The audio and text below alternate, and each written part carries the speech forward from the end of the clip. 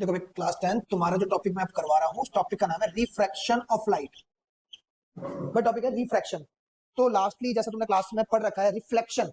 Reflection का मतलब क्या है? जब लाइट की सरफेस पे पड़ेगी, सरफेस से टकरा के वापस आएगी, उसे कहेंगे रिफ्लेक्शन। यानी कि रिफ्लेक्शन की वजह से हम सब अपने आप को या किसी भी चीज को देख पा रहे हैं कि अगर व्हाइट लाइट है, व्हाइट लाइट हमारे ऊपर पड़ेगी, पड़ने के बाद में इसका रिफ्लेक्शन आंखों पे जाएगा, तो ये हमें यानी कि रिफ्लेक्शन हुआ जब टकरा किसी से आ रही है। और अगर कभी लाइट एक मीडियम से दूसरे मीडियम में जाती है, यानी कि जब लाइट अपने मीडियम को चेंज करती है, तो उसे क्या कहेंगे? Refraction of light. अब यहाँ पर एक बात क्या समझनी है, अगर लाइट मीडियम को चेंज करेगी तो सबसे इंपॉर्टेंट चीज है उसके मीडियम के बारे में, कि मीडियम से क्या फर्क पड़ता है। तो हम यहाँ पर दो टाइप के मीडियम समझते हैं। एक मीडियम होता है रेयर मीडियम और एक मीडियम होता है डेंसर। अब डेंसर मीडियम क्या है?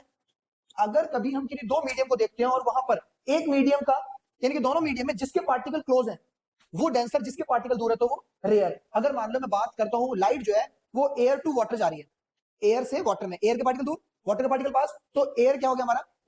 वाटर क्या हो गया हमारा? डेंसर। सेम अगर मैं बात करता हूँ वाटर से ग्लास में जा रही है, तो वाटर और ग्लास, यानी कि वाटर हमारा क्या है? लिक्विड फॉर्म में, ग्लास हमारा क्या? सॉलिड फॉर्म में। तो लिक्विड के पार्टिकल थोड़े दूर और गैस के सॉलिड के पार्टिकल थोड़े पास, तो यानी कि वहां ग्लास क्या बन गया? डेंसर। और रेयर क्या बन गया हमारा?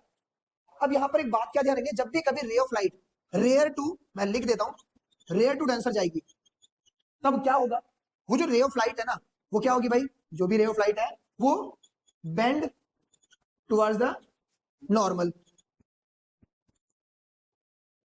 तो क्या हो जाएगा? नॉर्मल। ये कब है? जब रेयर टू डेंसर जा रही है। और अगर डेंसर टू रेयर जाती है, यानी कि डेंसर टू रेयर, तो bend away from the normal. इतना समझ गए? कोई डाउट?